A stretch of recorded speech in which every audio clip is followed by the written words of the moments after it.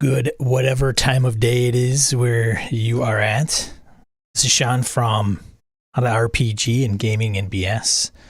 Welcome to Saturdays with Sean, tabletop RPG talk, where I have discussions about tabletop role-playing game events, games, concepts, discussion with help from the chat. Hey, Victor. Yeah, I've decided to stand today. Thought I stood last week. Maybe not. Roger. Good morning to you both. I showered for you this morning. I feel refreshed. Had a little extra time. Figured I'd get one out of the way.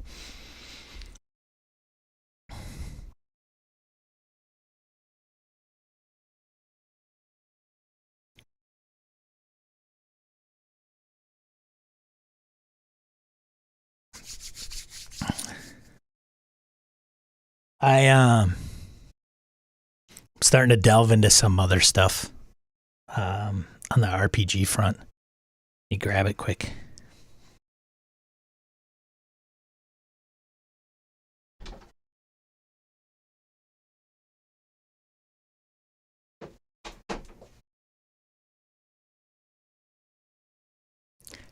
It's not really new,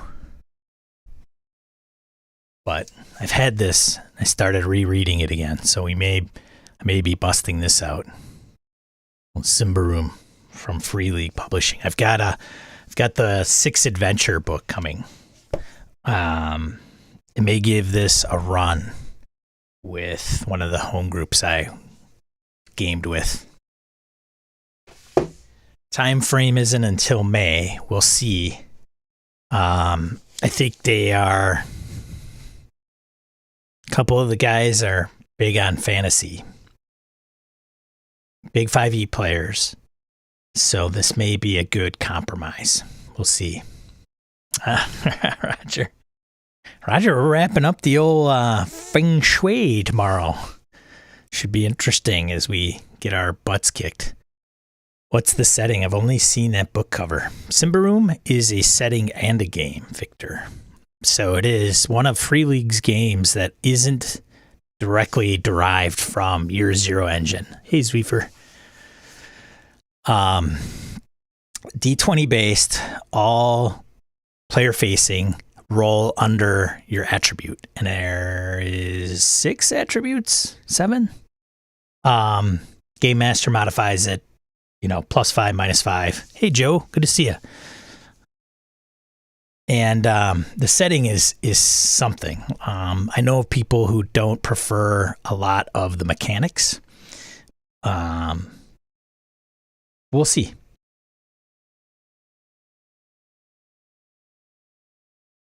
Hold on a second. Thought I heard an echo. Yeah. Haven't played it. Haven't run it. But the setting is fantastic. It really is. Why is it fantastic is your question, probably. It's I wouldn't say it's grimdark. There is a area of the world where there is a group of individuals. Like, all the details are lost on me. I read it when I first started getting the book. And there's some key cities is it Dravakar or Dravakor is the kind of area. And one of the cities is kind of taken over by refugees from the south. So they had something go on and then they fled, and they're led by a queen, and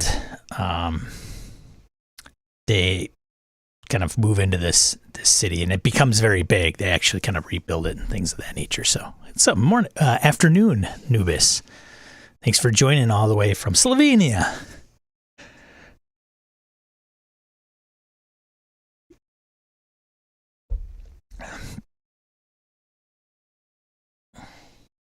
There is something being played. I don't know if maybe it's me. I might have my own window open. I do have my own window open. I need to stop that. There, close that. That's done. I wonder if there was like a weird echo, but then I would stop talking and then I wouldn't hear anything. Anyways, So yeah, we'll see. My buddy Jeff, who you guys have heard me talk about affectionately, and my buddy Joe are pretty much like brothers to me. I've known them for a long time. That was the Curse of Strahd group that kind of fell apart. So my buddy Jeff's master's degree should be wrapping up in May. And so one of the big problems with the Curse of Strahd campaign was the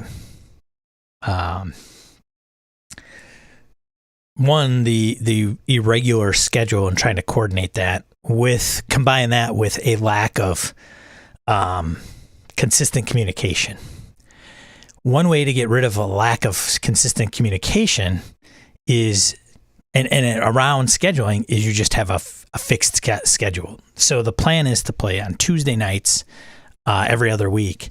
The game hasn't been decided, and it won't be until after May 14th. I have 3 players that are committed, probably have maybe 4 or 5 playing virtually online. Contemplating actually removing a lot of technology if possible. Although my buddy Jeff, who is usually the strange factor, he's one of the guys that sometimes just has technology fall apart. There's always one guy or gal that we know that just technology just doesn't work for them at all. I have in-laws like that. Like I got a Mac. I don't know anything about PCs just because they're just bad luck. Like they've pissed off the technology gods. So, it's probably going to be Zoom. I don't know if I'll use Foundry. I know Foundry's probably got Symbaroum modules. We'll see. And I've been told that Jeff has done pretty well on Roll20. So, maybe we'll see. I don't know. I just don't want any barriers. Barriers to adoption, I guess. Just get online and play the game. Like, I don't even care if they're rolling dice right at their desk or their table. Like, that's fine. Like, just showing up every other Tuesday. This is the time. Log into Zoom. Let's get rolling. So we'll see. Update on the gaming front. If you haven't listened to Gaming and BS episode 376 that just dropped yesterday, we should be wrapping up Feng Shui tomorrow. Thanks for DM Kyle for running that, and Roger and Farty and and then Kyle's brother is also in there. Tomorrow we go after the big bad, and we'll see what happens. And then that should be done. This past Thursday ran Forbidden Lands with Harrigan, Phil, Wayne, and Kevin. And they literally moved into a hex and came across an archway, kind of a dungeon-looking archway in the middle of a glade in the forest. And spent the whole session trying to figure out what that's all about. And it had some weird, unique properties, right? So I'll kind of give you a description because it's not spoilers at this point unless I drop it in the other Forbidden Lands game. So Forbidden Lands, you take on specific roles when you journey. And one of the roles is scouting. And in order to scout, you roll to notice anything that is to be noticed for the most part. Roll, you notice off, I think it was Golgara maybe, which is the orc character played by Kevin, noticed off to his right a glade that had, there's Phil. Hey, Phil. Phil's giving spoilers away.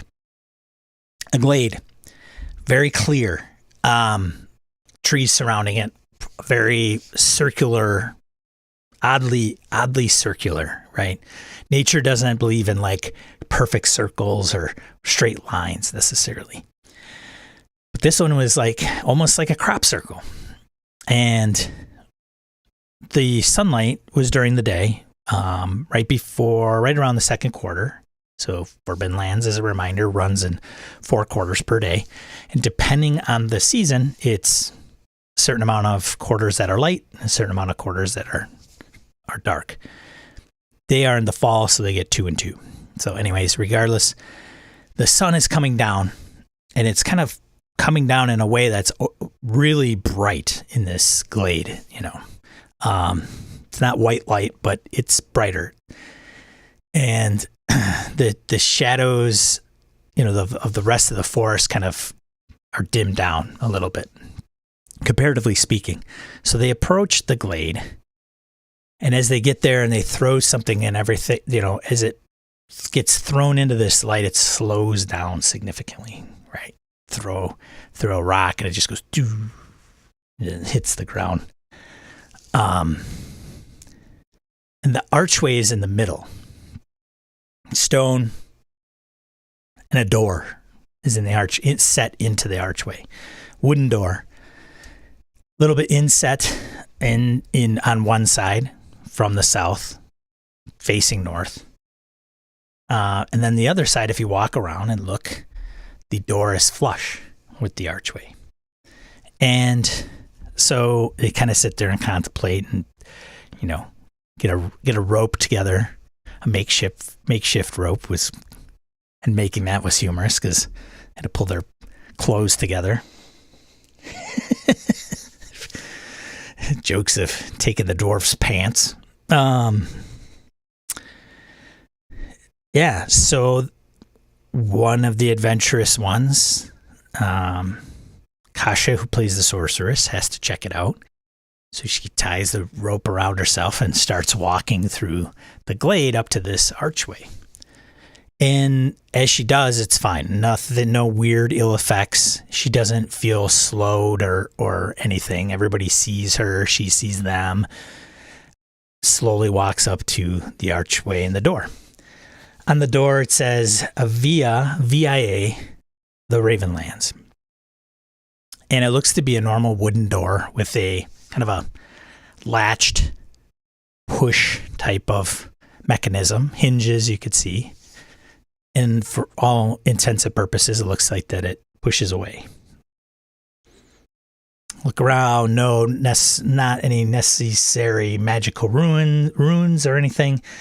Does a lore check and I think even a spell actually, to determine kind of the type of magic or things of that nature. And, my head automatically went to 5th edition, like the School of Magic, right?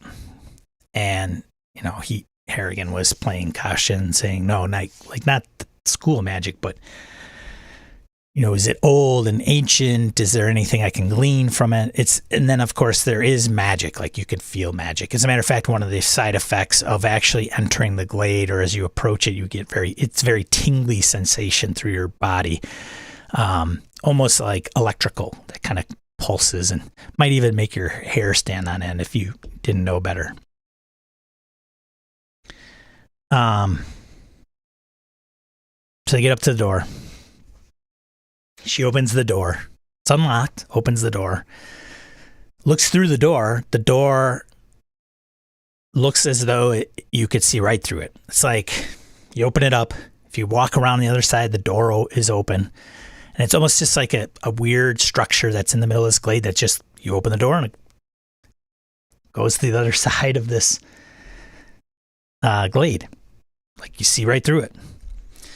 There is a little bit of like if you look from heat off of a road, there's kind of a waver that kind of comes. And you can see that a little bit off in the distance at the other end of the glade. Very faint, nothing, too prominent.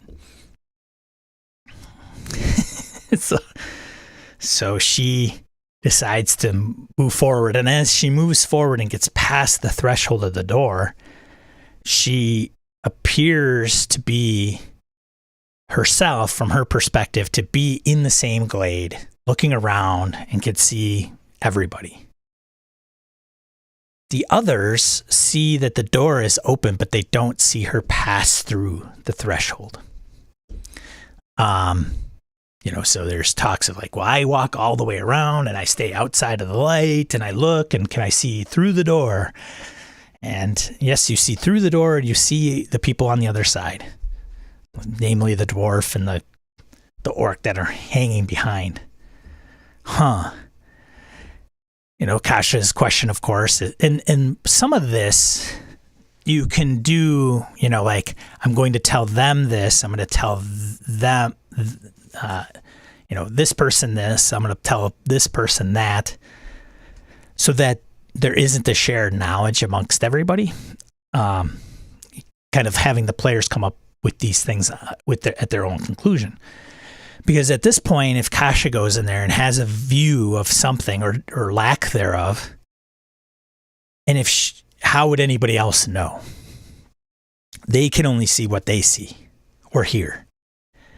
But for this encounter, to me, it didn't really matter. As a matter of fact, it probably helped things because it even probably deepened the mystery a little bit. Kind of a GM choice in that regard. So Kasha continues to move forward past the threshold of this archway, all the way to the edge of the glade. She gets to the edge, and it seems like the same kind of environment, and you come to the other side of this circumferences of this glade, or radius, I guess. And she puts her kind of finger through it. So yeah, there's a little bit of something there, but you're not sure. It doesn't seem very solid, but nonetheless. And she walks through the outer perimeter and then turns around and stands there, and she could see the other individuals that are now standing at the threshold of the archway. But where she is standing is where another player character has opted to stand, because they've went all the way around. Hey, Kevin, went all the way around to kind of get a different perspective. But they don't see each other. So the rest of the players kind of contemplate, and Kevin's orc decides, well, I think it's Kevin's orc, Phil's dwarf, Varen, who is human, that's Wayne's character. There's a sequence of events where they just start deciding to go through the archway and make their way through. Now, at this point, Kasha decides, well, I'll go back. I'll go back towards them. And when she says that, she hits a barrier, a physical barrier. Boom, like walking into a clear wall. And then, of course, panic sets in. And as the other player characters come across, she's yelling, don't come, don't come, stop, and nobody can hear her. So she's disappeared out of sight from the rest of the party, and nobody can hear her, and she can't go back, and she can't warn them verbally. So the rest of the party are good sports, because they could have just said, well, knowing that she can't come back or whatever.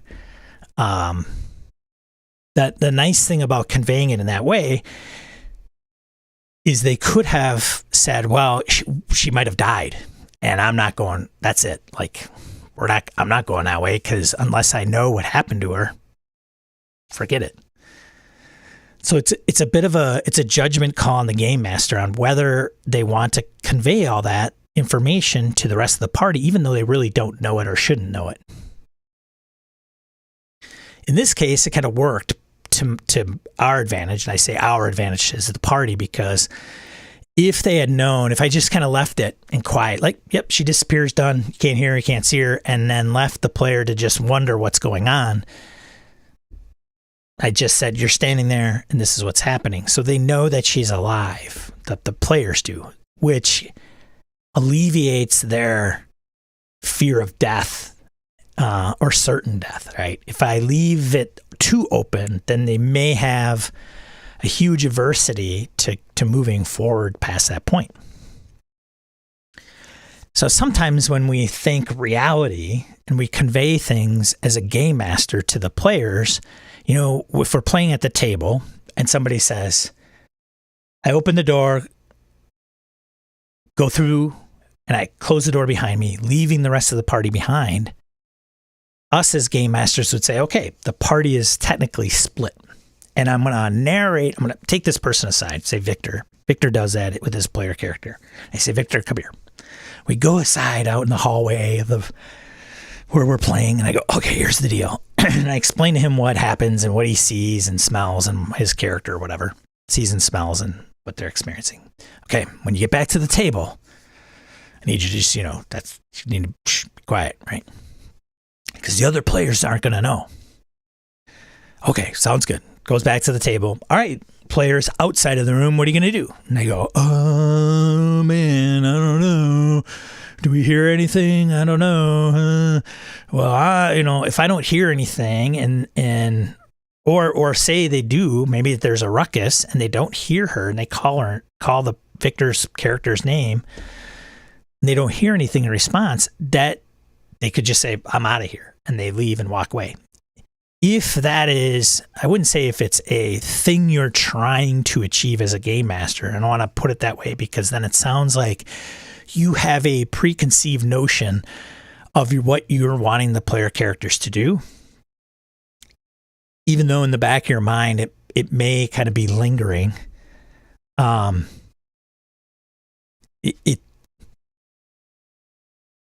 You just by doing it in that way, you could be setting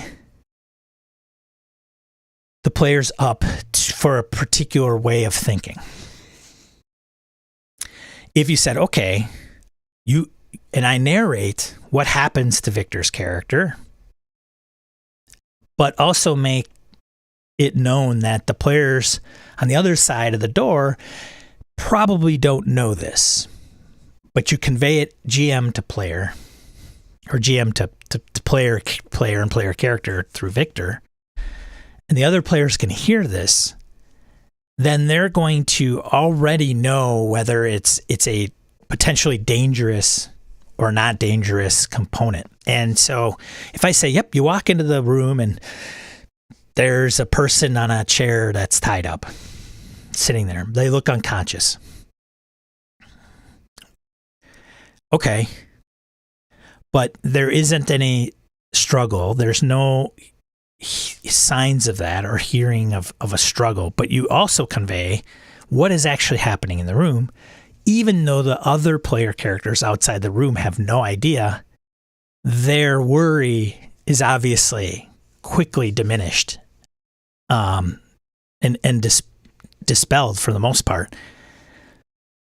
So they can, good players will do this. They will kind of try not to metagame and say, all right, well, given the situation, I would probably run in after them. Or given the fact that I don't hear any struggle, there's no signs of violence or anything, or, somebody ambushing them or whatever, I guess I would just wait and see if he comes back out. Or they would just walk back in.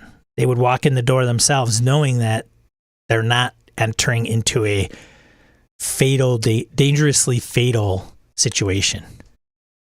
So it's just interesting how we choose to convey that information, because it can set different things in motion. Even if you get and I say really good player, because they will try to really get themselves into the frame of mind where they don't hear anything, but they don't want to know from the game master those details, because they wouldn't know. The player characters wouldn't know. And there's the players that say, well, my character would not know what's going on. Therefore, given the situation and the circumstances, this is what he or she would do. So anyways, going back to the encounter in Forbidden Lands in the portal, the rest of the group opts to kind of like go forward. And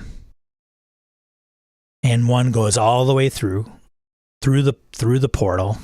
And as they look around, the questions are like, well, if I look through the portal, there's grass and things, I could see that, and the trees beyond it. Yep. Are the trees and the grass beyond it the same as if I came out of the portal and walked around and looked? Would they be the same? Yes, it appears to be that way. Okay. So it's not different trees. Like, oh, and is there a tree that's there that might be a different shape or size, right? Can I tell if there's a time thing? Like, say there's, I said, if there were a tree beyond the portal as you look through it that is 3 feet in diameter in the same spot as you walk through the portal, or outside it, inside it, it's the same tree. It's not like a sapling or something smaller, right? Okay, right. Kind of logically deducing things. So they go through and they meet up with Kasha and realize that they can't go back. And the last guy through is Kevin's character, the orc. And he goes back to the portal and closes the door behind him. And so from a camera angle, is viewing the portal, and you see the orc on the other side closing the door. And that's how we finished the session. Kind of like a season finale, if you will, of any cliffhanging TV show you could imagine. So now, where are they? When are they? What happens when the door closes? Because right now, that's it. That's where it kind of ended. So, so that's Forbidden Lands. I told the players, I have been waiting to drop that thing in the middle of somewhere since the beginning of the campaign. What will happen? Who knows? Do I have something planned? Maybe. I won't say. There's Harrigan. But the one thing I think these guys feel safe with, even Harrigan mentioned it, was I'm not one to go, okay, they walk through a portal, now I'm going to put them on a spaceship in Traveler, right? I'm not going to jump genre, jump the shark, however you want to phrase it. That's not going to happen. Could they end up in a different fantasy world? Maybe. Could they end up in a different timeline? Perhaps. I didn't finish talking about, Kasha's detection of the type of magic, and it's ancient. So in the Forbidden Lands setting, the default setting, the Ravenlands, the Blood Mist was around for 300 years. And so this predates the Blood Mist. So it's at least 300 years old, could be 1,000 years old. And it would have taken great magic, great power to put something of this magnitude into place. Just given off the magical vibes of the glade and what this portal is giving off. So we'll see. We'll see what happens. And we don't play for about another month because we got a couple people going on vacation. So it's not going to be in another 2 weeks. We'll be playing a month from this past Thursday. So I have that amount of time to figure out exactly what I want to take place. And who knows, maybe when they close the door, they're standing in the same spot. Maybe it's just this weird, goofy effect that's occurring. Who knows? Who knows? Maybe it's nothing. It's probably nothing. It's probably nothing. So the other Forbidden Lands game, I mentioned last week a little bit about that. I'm talking about in the Discord, on Gaming and BS Discord. If you're not there, head over to gamingandbs.com/Discord. It's a great community, great talk, great conversation. A lot of you folks are already on there. But there was, a couple people that are like, I think specifically, I know Hobbs was like, I don't know if this is my jam. And one of the things we were talking about was OSE, because he's a big OSE fan. So the first session was probably just getting to know the system a little bit. Jim was in the chat last week talking a little bit about it. So right now they are standing in front of a cave that's kind of in the side of a hill with an opening. There's obviously goblin tracks around the outside and some leftover remnants of a camp that's kind of outside. Maybe there's a cart and a fire pit and some makeshift tools, rudimentary tools. And then the tracks are all goblin for sure. They come and go. And in Ravenlands, in Forbidden Lands itself, goblins are sensitive to light. So they don't like to come out in the daylight. And if they do, they're probably wearing some cool shades. Probably some gargoyle shades, little Terminator shades. They probably look good on goblins. They're fashionable. And that's where it's going to start this Wednesday, as of this recording. And we'll see where that goes. So it'll be session 2 of probably 4 or 5, maybe 6 if it goes that long, getting them into something. They've had a little taste of combat. Probably need them to explore something a little bit. So we'll see how that goes. But so that wraps up kind of my gaming. Nelson was nice enough to kind of throw out an invite to Castle Amber on Sundays, which is when I'm playing Feng Shui, and Nelson is in that, but he, tomorrow will be our last Feng Shui session, and then my Sundays will be freed up, but I don't think I'm going to fill it with another game just yet. So I passed on I think he's running like Castle Amber for probably a good 6 or 7 sessions. So I don't mind doing Sundays, but sometimes it's like do 4 to 4 Sundays. And I used to play with Hobbs on Sunday for quite a bit, but it started digging into some personal time, and I was like, I think the game was kind of at a point where I could bow out. So that's Sean on the current gaming front. That's what's happening. Brett is up at EverCon right now, having a good time. Up in the Wausau, Wisconsin area. Posted a couple pictures from there off his Twitter account if you follow him on Twitter. I think a picture of his daughter running a game. Nola Bird is up there as well. So anyways, we'll see. And that's I think all I have to say about that. What are we talking about this week? Couple things I wanted to kind of touch on. Nothing too crazy. Some things that I came across during the week. 10 of the best fantasy map generators and world building tools. I'll put this in there. Chat. I haven't gone to every link. It's by bookriot.com by Ray Rowland. Mentions a few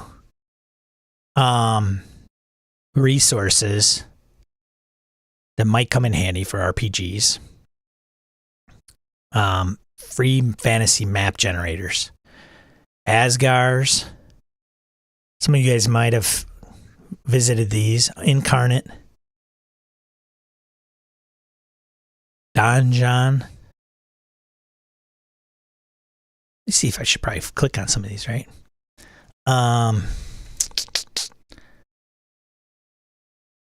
This is Asgars. Oh, that's awesome. Something going on here.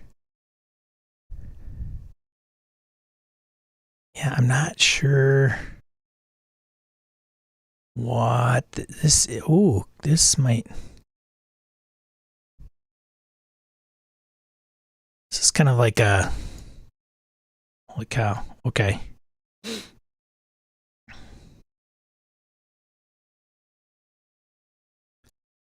I don't know how far I can zoom in. A little bit of lag.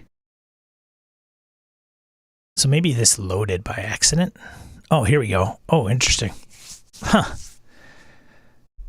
So you can change. I wonder if I refresh, if it changes this.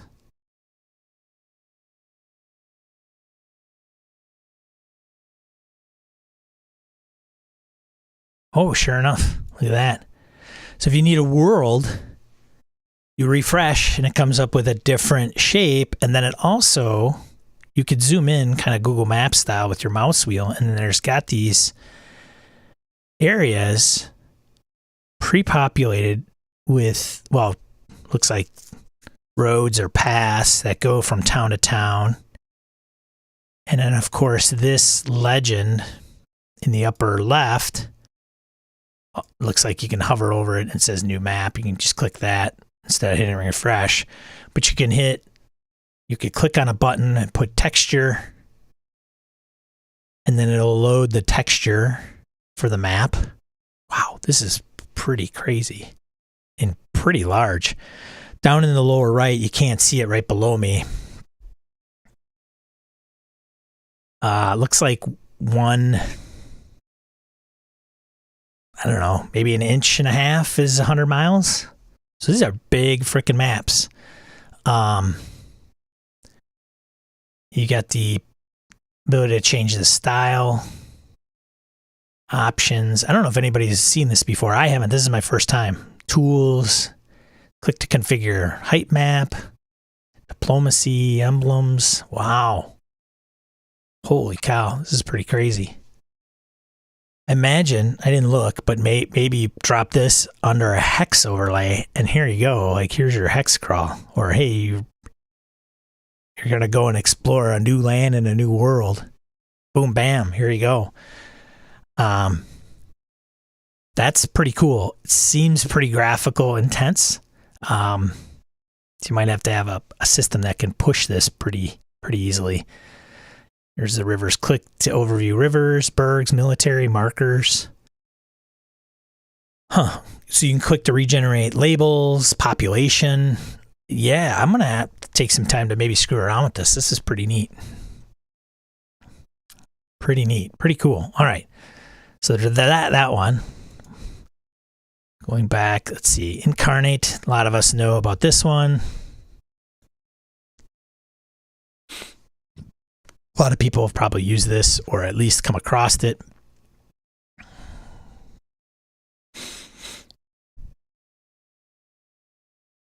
There is a price to this if you want to get some other features, but if you haven't checked this out, it's pretty cool.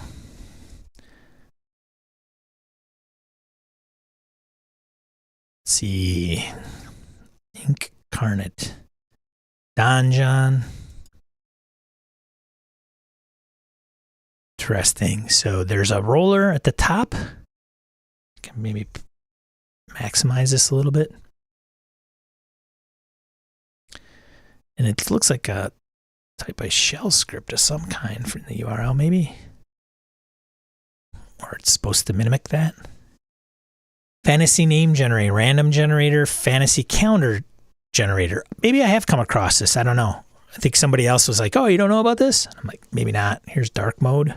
Probably, there we go. Medieval. Let's see. How about fantasy world generator? We'll just click that.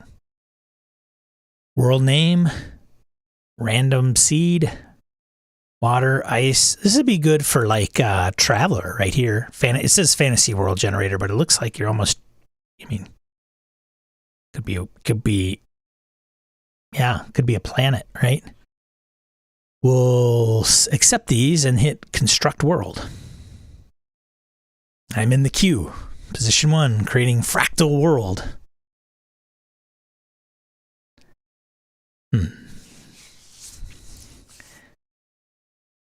Come on, go. And go. And load.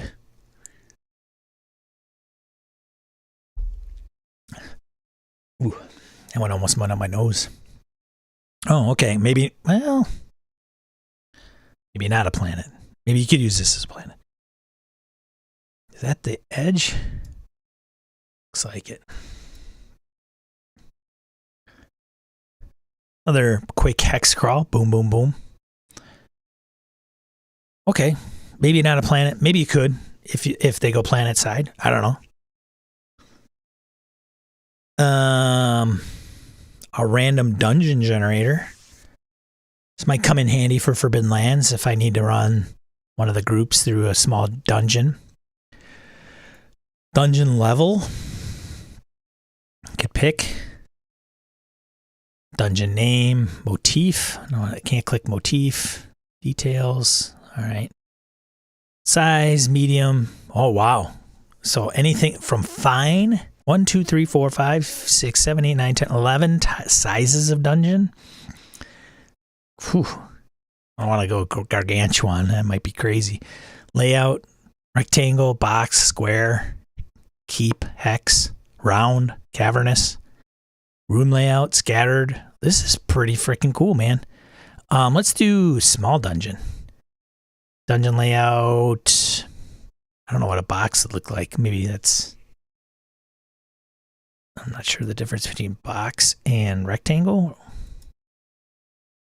Oh, okay. Maybe it's just the dimensions. Egress. Sure. I don't know. Room layout, scattered. Symmetric. Okay. Room size, large. Even those might be too big.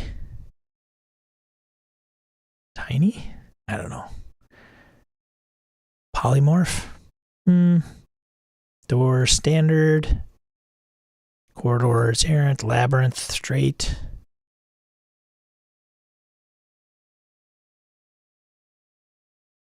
Remove dead ends, stairs. Okay, interesting. And then construct dungeon. I guess if we hit construct, what does it do? Oh, it just makes it bigger. Okay. Then you could download. Okay. Right? Old school dungeon. Come in handy. Got a like secret door. Got a secret door here, which you can probably barely see.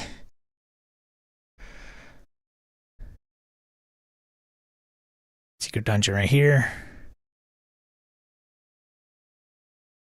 Secret door. What's this one? Portcullis. Archway. Okay. Yeah, cool. It does not have a measurement unit of measure. So I guess you could make these 10-foot squares or 5-foot squares, however you want to do, however big you want to get it. All right, that's pretty cool, I guess, right? Let's see. A random adventure generator. Oh, interesting. Theme. Goal. Theme, action, adventure. Okay, cool. Goal, protect endangered NPCs. All right. Story hook, not in Kansas. PCs are minding their own business and find themselves transported to a strange place. They must figure out where they are, why they are there, and how to escape. I did not plan this, by the way. Series of villains. Very dramatic plot. Climax, throne room duel. General setting on the sea. Specific setting, Lost City. Specific setting 2, classic dungeon. Okay. Minor villain. Ally. Monster encounter. Character encounter. Death trap. Chase. Oh, look at that. Cruel trick. Red herring. Moral quandary. Something like this could come in very handy in getting the wheels turning. You guys ever seen this thing? Oh, Nubis has. Every so often I check it out and it's got new tools. And it's got different systems here. Okay. So they do have system specific things. So like 5e has... Oh, he's just got some... Oh, random generator. Dungeon generator. So he's got an under 5e. Not quite sure. Maybe he's got some tweaks depending on what system is being used. Alien RPG. What's that about? Random generator. Star system encounters. Surface encounters. Colony encounters. Core system. Okay. Domain. Neutral space. Okay, cool. It's a good one. Good one to bookmark, I'd say. What else do we got here? What a bow? Medieval fantasy city generator. Whoops. I want to make sure I put that in an open tab.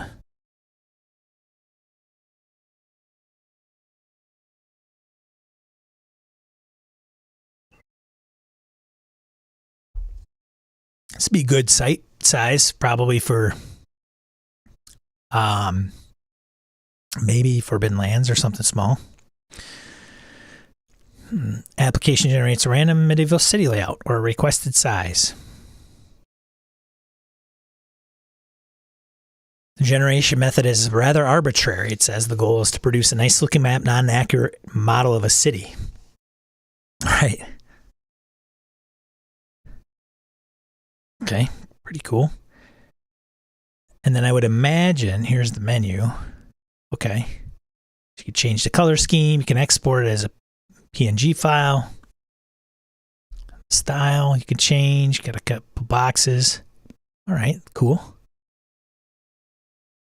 Cool.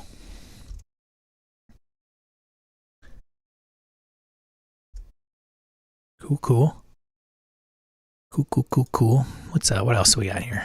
Nortantis. Another GitHub.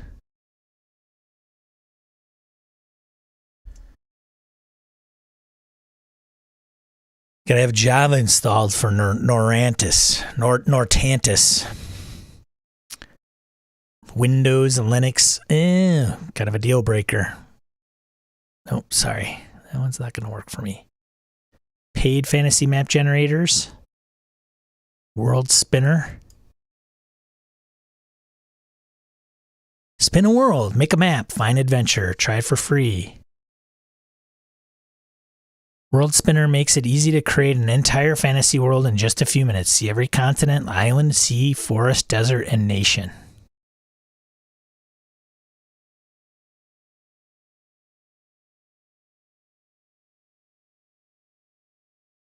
There's World Spinner. Don John's Bank been around for ages. There's always something new when I check it out. Okay, cool. Make a map. I don't know. Try it for free, I guess. Come on, I gotta sign up. It's not free then.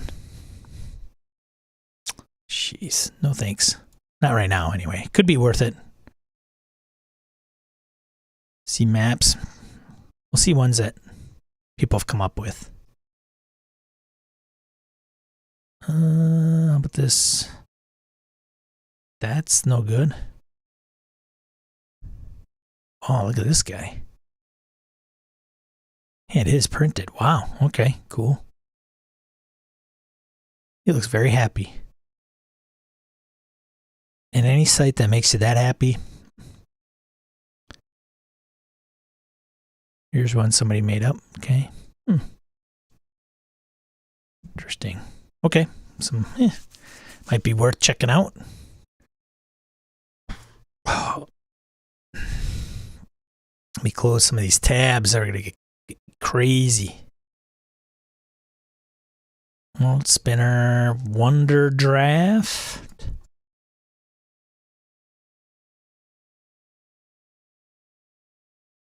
The trailer. Buy now. Requirements. GPU, driver, CPU, RAM. Yeah, they do have, okay, cross-platform, nice. Cost you, looks like $30. This is software. Huh. Okay, Wonder Draft, there you go. It's so hard, I imagine, to be competitive. Why do I keep hitting plus? Because you can get ones that are free that are probably pretty decent. Campaign Cartographer, I'm not going to go to that. Well, I don't know. You guys might not know about this one. I imagine most of you do. It's been around for a long time. This one you can download and use. One thing about Campaign Cartographer, it's been around for a long time, but I find it that it's got a particular look and feel. Oh, hi, Augie. Can you stop clawing me? He's like clawing me like I'm a scratching post. Come here, buddy. I'm going to give him just some treats so he doesn't bother me for the next 10 minutes. Yeah, buddy.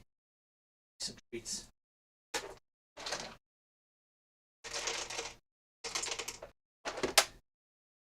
All right.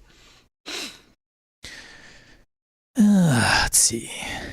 Pro Fantasy, because they have a few products. The guys who do. Hey, Farty, good to see you.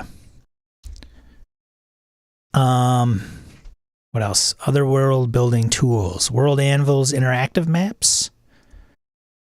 I have a World Anvil account. I personally am not a big fan of World Anvil. It's just a lot of stuff going on. Design interactive maps. Interesting. I'll probably log in and see. So our Cyberpunk Red game was on this platform.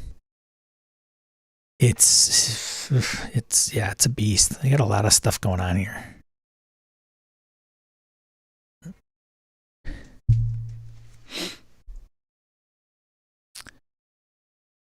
I don't know.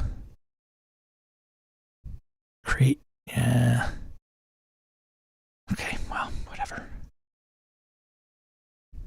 I don't know. Flowscape.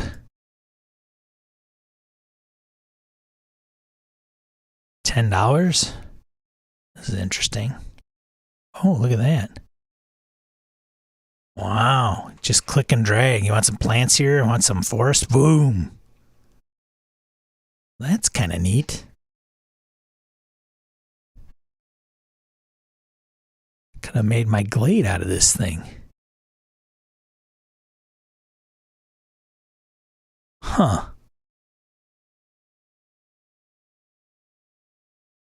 Interesting.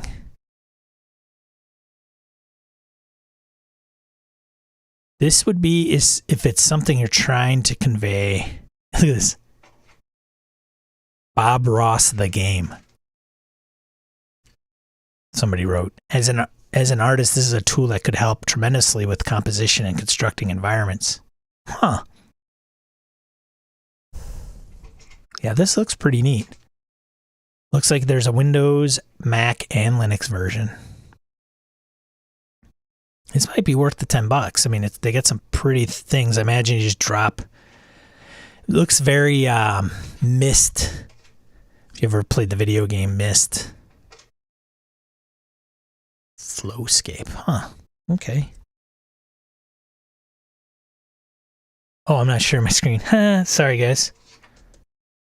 Thanks, Jason. Good to see you. Hey, Robert. Flowscape, $10. 60 high-resolution models of trees, plants, flowers, rocks, logs, and animals to populate your scenes with.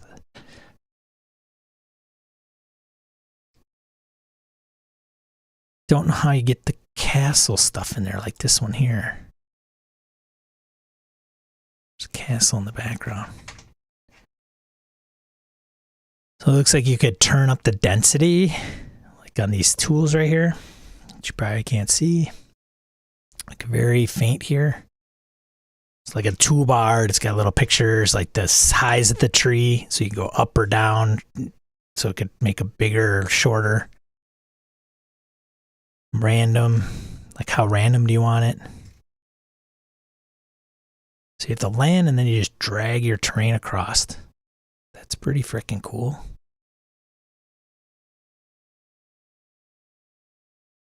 There's the terrain types.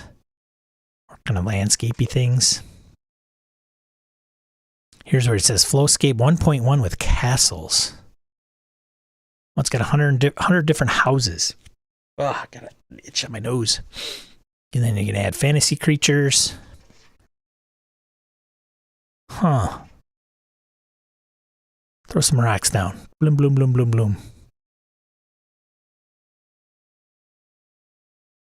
Farty was looking at this. Happy tree, happy tree. Different ground. Here's this kind of sun and moon, the direction, the height, intensity, temperature, sun shafts. Yeah, this is pretty neat.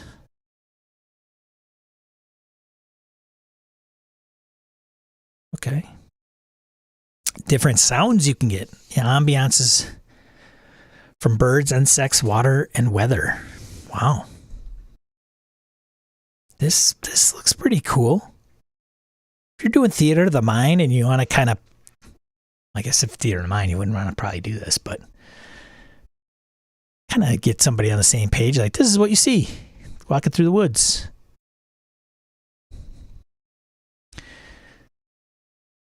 Just another thing for us to create, right? Flowscape. All right, I think that's all I had for that one. Okay.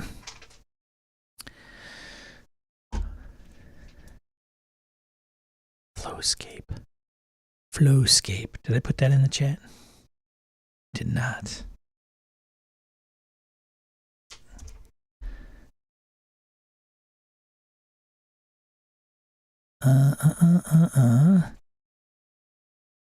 Let's see, what else?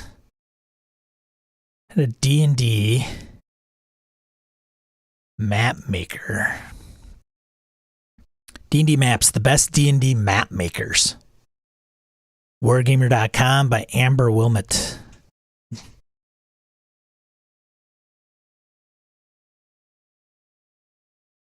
Incarnate keeps coming up. And then they got paid ones. Oh, interesting. And they rate them too. So ease of use, flexibility, exportability, quality maps. This is a pretty good article here. Should have probably just put the article link. You guys can view them yourselves. So, Mepews, Pie Mapper.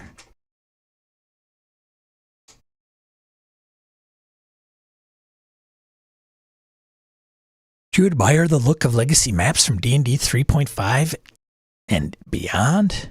Do not want to fiddle with dropping in every single shrub, table, and chair on your map? Pie Mapper might be the mapper choice of yours. It's not very intuitive, they say. There's Pie Mapper. Incarnate.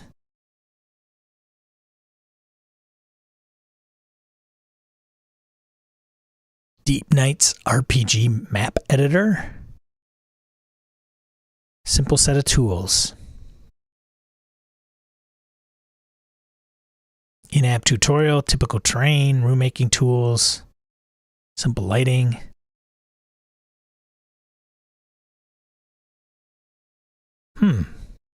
Okay.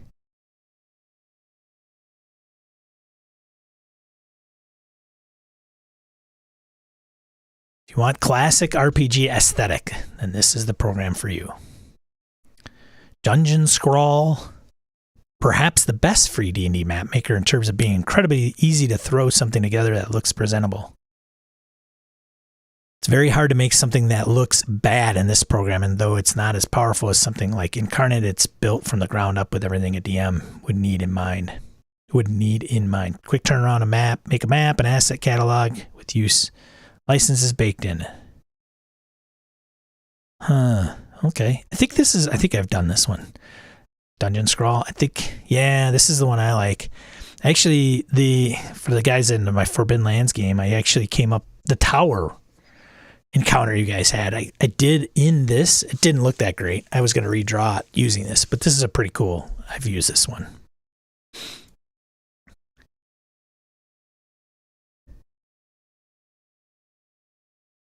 This is a pretty cool one. If you gotta know some of the tool pieces. Here are some of the details. But you can literally just like draw.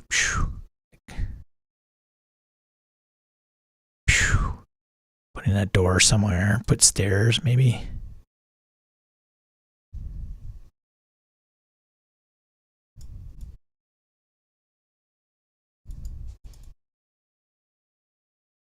Oh, this is probably it. Oh, I see what's going on here. That stairs going the wrong way. There you go. You go into a hallway and the stairs are going up to the wall.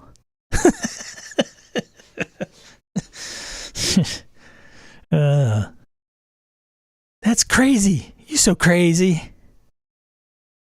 Sean, you're so crazy. Where's my door? Where's my door thing? I hope there's nothing wrong with doggies. This is like third time in the litter box this morning. Anyways, you guys don't want to see me draw this thing. Dungeon Scrawl's a good one. Okay, I like it. Here's the paid versions, paid options. Calamus earns its spot on the list for being the only mapper to be easy to use on and indeed built for mobile devices. Oh, look at that. $2.99 a month, 30 a year, 99 cents a month for players to access. It's a combination mapper and virtual tabletop. Okay. Interesting. Dungeon Painter Studio.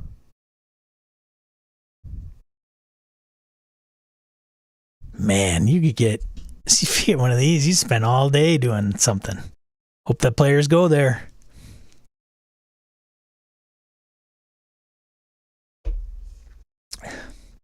Fari says, maps are one thing I never gotten into. I have so little time as it is, plenty of free stuff on the net.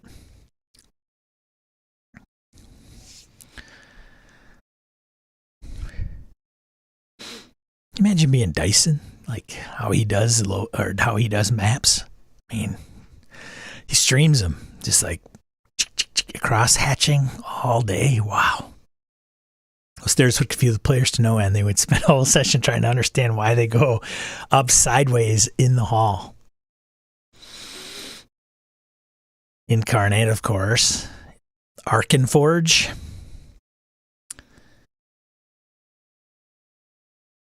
Lighting, $35 each for the fantasy and sci-fi essentials bundles. Some of these, though, the one thing I do not care for personally are maps that look, I don't know, it's got to be like the color scheme or something, like the cartoony RGB color scheme. Ow, Augie, stop. Get off me. God, I just gave you treats, dude. Dungeon Draft. Those are that for that one. What else we got here?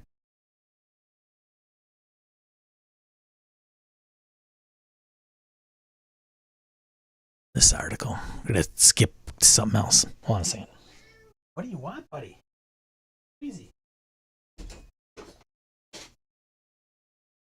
Come here. More treats.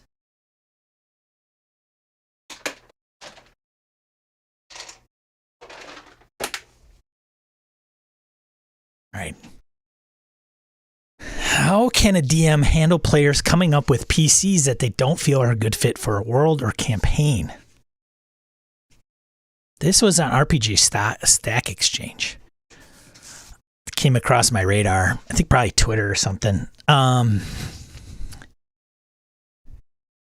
This is always kind of a question. This may be beating a dead horse to some degree, but here's the situation that this person puts forth. Can you guys read that all right? Probably not. Let me see if I can bump it up again.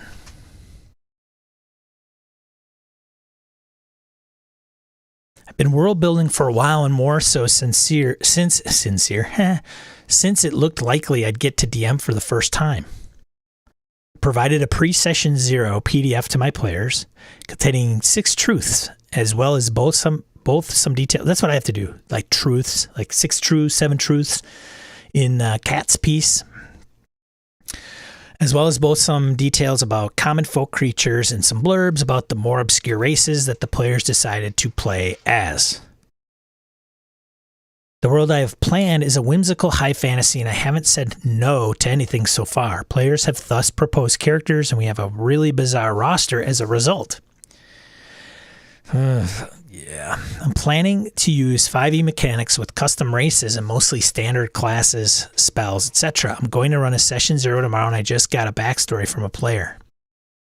The character is a sentient animal who was made sentient by an elven sorcerer from another world/plane. That sorcerer forced them to watch and rewatch all of the real world movies of a particular 80s action hero actor, Steven Seagal.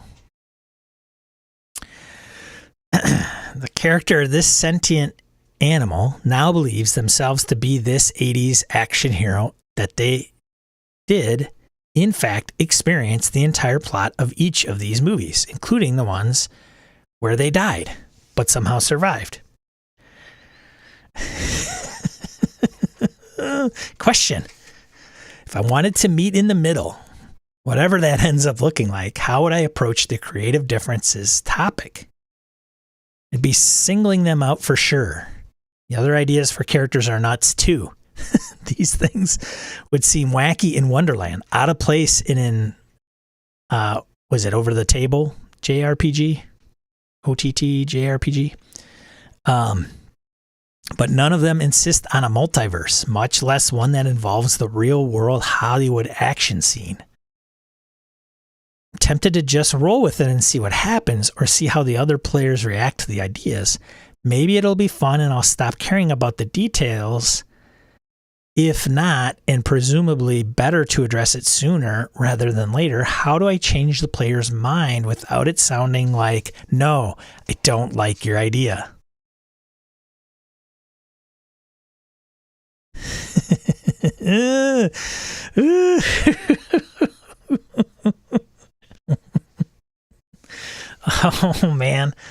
Oh man, so much to unpack here, so much. So you gotta, what would you guys ask this person? Like, you gotta know more, right? You have to know more.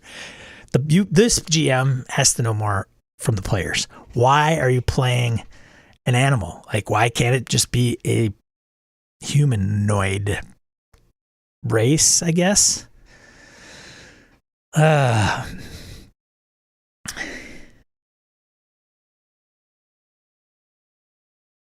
See you, Harrigan. Crazy builds just destroy the immersion for me. I couldn't get into a game with a character like that. Yeah, and just think about this from a player perspective. So the game master's tackling this, but say you're a player in this game and somebody comes to the game with like, all right, I'm playing a weasel. Oh, no, by the way, this weasel has seen 80s action movies, specifically like Steven Seagal. So I just, is it because the player character wants to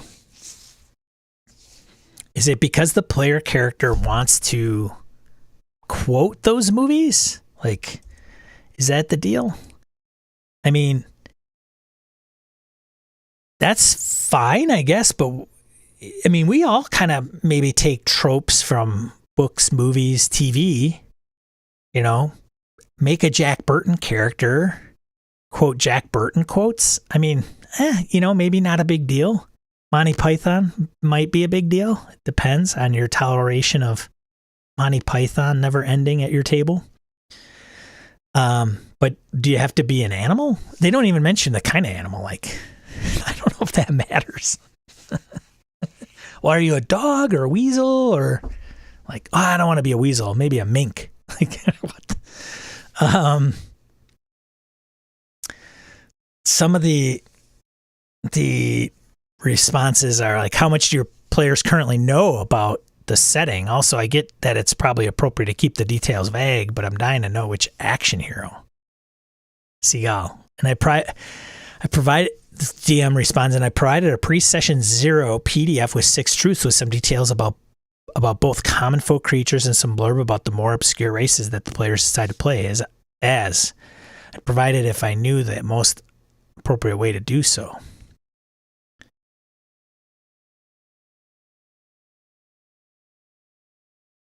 Oh man, I don't know. I said no to characters before. Here's how it goes. One says, mate, can you change your character? The tone I'm going for is grounded, low fantasy with a light tone, so I don't think your Sasuke cosplay character is going to be the best fit.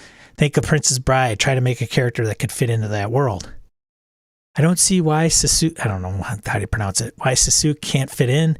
What's the problem? Mainly, I don't want pop culture references in the game, but I'm worried about the level of mystical abilities he has. It's a bit excessive for the setting. Also, having this Japanese guy running around in a setting that is essentially European is jarring. Once we get to this point, generally either the player remakes a new character or we workshop the specifics. The character gets renamed Riley and loses magic, but still retains Sasuke's edgelord personality.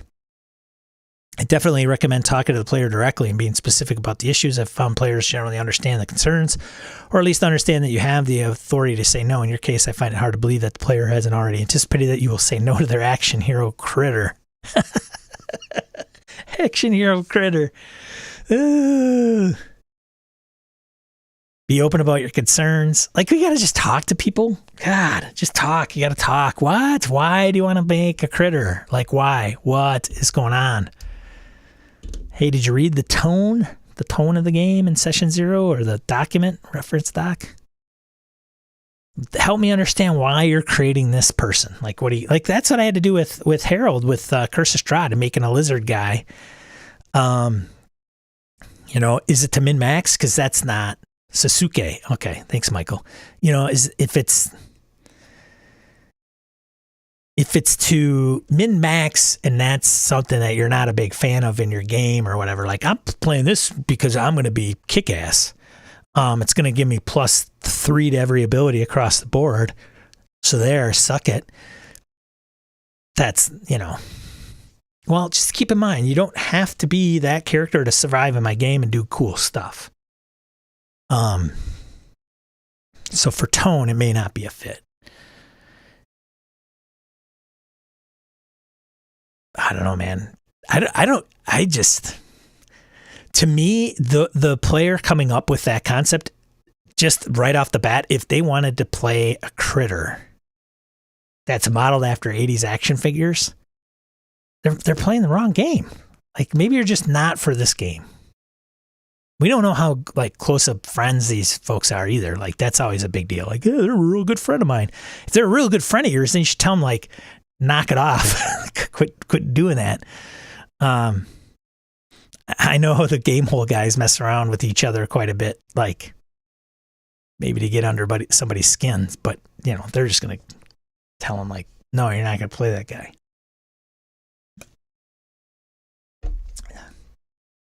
Right. Victor says, or is it the player just wants to be annoying? I've heard horror stories about those players before. Yeah, they're weird. They got this weird... There are people in the world that are just antagonistic in nature. I have an old friend of mine that's like that. Just loves and loves and loves to poke. Just to get a rise out of you. And if you know that, and he's not in antagonistic mode every hour of the day, then fine. But once he's at the table and he could just play a normal character, and I say normal character as in not having to push everybody's buttons, then he's great. But if he's like pushing buttons all day, it gets old really fast and really brings a game to kind of a screeching halt. Pass on 5e game like that. I enjoy silly games, but it needs to be overt. Like the Savage Worlds one-shot in BSRCon that was based on Steven Seagal, and I did quote his movies. Yeah, Nubis for sure. Morning, Michael. I mean, my character was based on Steven Seagal, not the one-shot. Got it. It just...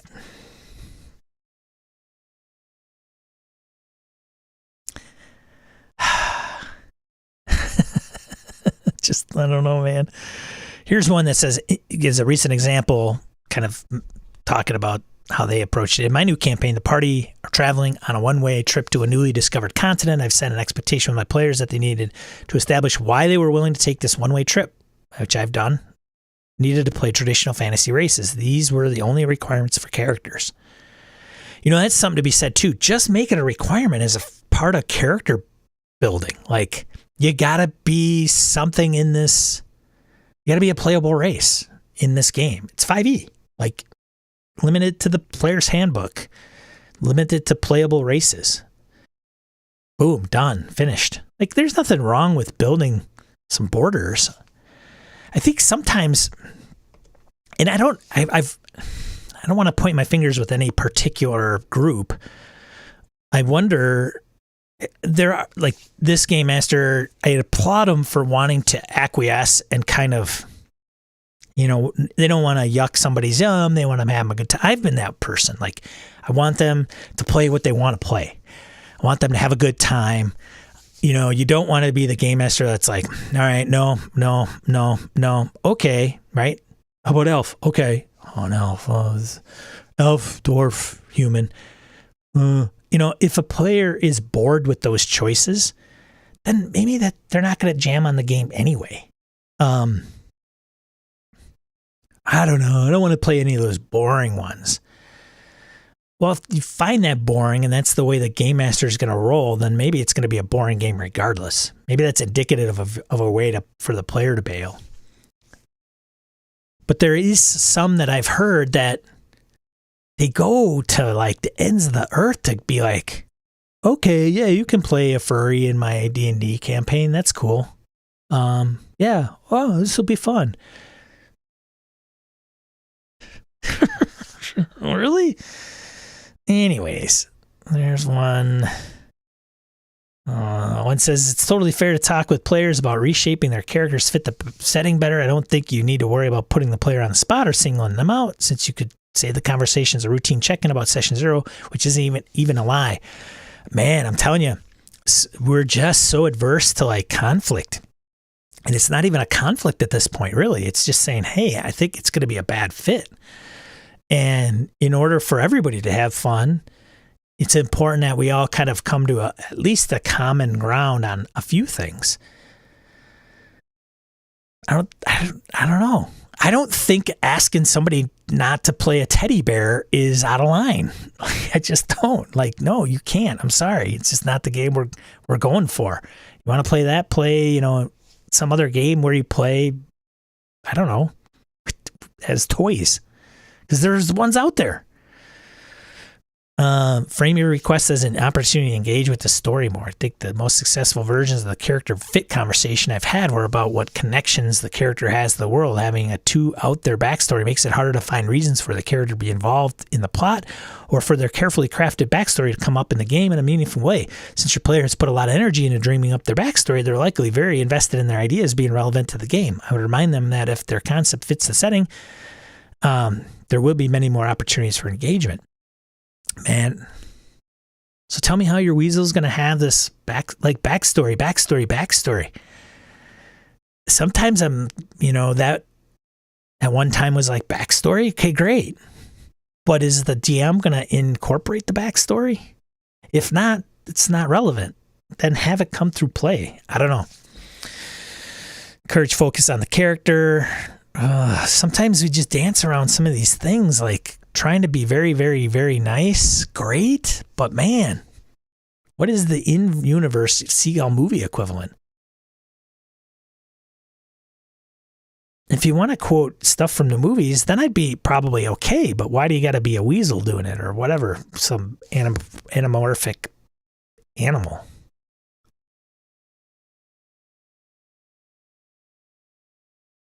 Have him be Steven if he wants to, but because machine guns and airplanes don't exist in a fantasy world, the character will need to have those memories with repeater crossbows and airships instead.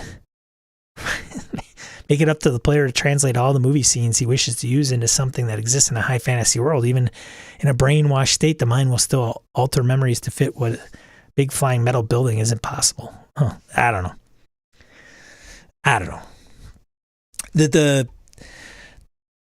The whole point of this thing is, how do you have somebody that comes to the table with a player concept that's not going to jam in your campaign or the game that you're about to run?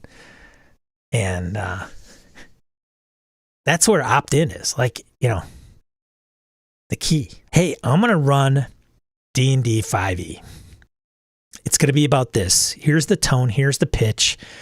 You are going to be playing these types of characters. Who's in? Can I play a weasel? No. Like a weasel, like a snarky character, like a kind of a roguey character. you know? Sure. No. I want to play a weasel. Like a ferret. What? No. Hey, man, try to be positive, but no. No.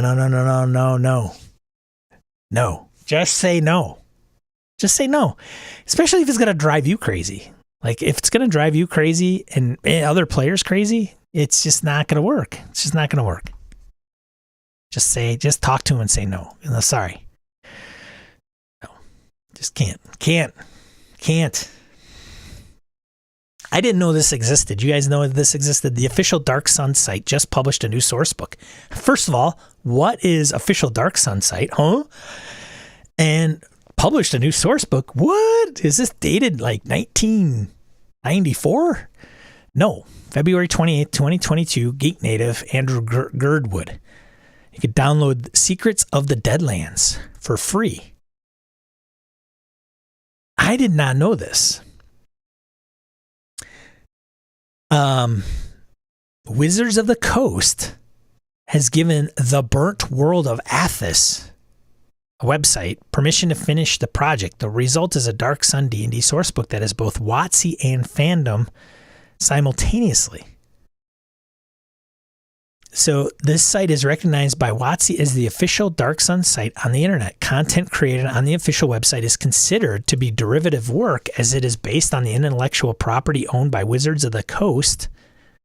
This means that fan-created add-ons, such as new netbooks, adventures, etc., are jointly owned by both Wizards of the Coast and the creator. Neither can do anything outside the official website without the permission of the other. Very interesting. I did not know this. That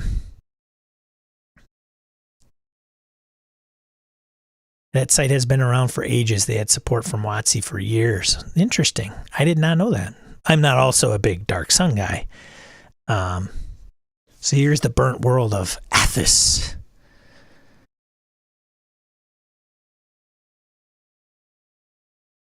"30 years. 1991, Dark Sun came out. Ashes of Athos. Oh, excuse me. Actual play 6 months ago. I would say they're probably on the verge of pod fading. Because it depends on how often they released. But random generators, Tome Show, they were on. Interesting. And they have the disclaimer at the bottom, which you could probably barely see.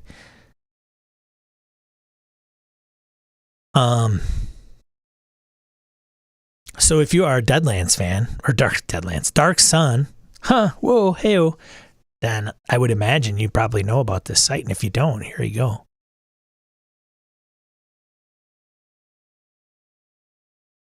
Products, Wizards of the Coast, SSI, rulebooks, box sets, adventures. Look at all these. So can I just download them? Oh, what if I click this? No, you got to go to it directs you to DM's Guild to buy it. Okay. Just list them and then where to get them. Well, that's good, right? They're not doing anything unethical there. They probably lose their support from Wizards, right? They did. Dark Sun random generators. A lot of articles.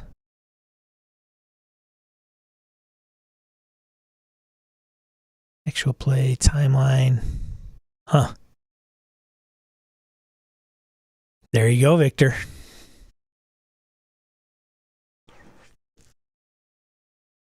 So did they do a lot of 5e conversion here? I would imagine it would be one of the core things in the site, right? People complaining about Dark Sun. Let's get Dark Sun. Hey, man, let's get Dark Sun out there. Planescape. Hey, I hope that's the new Wizards of the Coast campaign setting. I mean, places like this do some conversion manuals for Dark Sun. Call it a day. Secrets of the Deadlands. So do you have to pay for this? Is it? Oh. I think this is it right here. It's meant to be paged as a 2-page view, which I don't think I could do on a web version here. Oh, look at that. That is papyrus. Everybody loves papyrus font. Spas like papyrus. Spas and soaps, candles. Huh, interesting. Well, there you go. Check out that one. This is what? Well, it's pretty lengthy. Whoops. Didn't mean to launch my FTP client. So it's 160 some pages.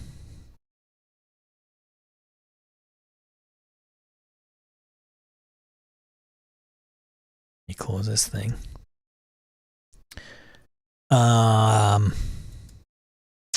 Yeah.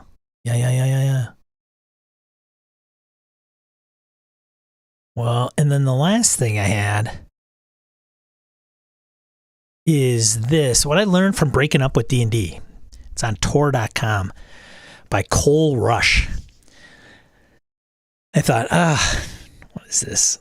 I think it was a tweet I came across, and I thought, well, I'll look at it, see.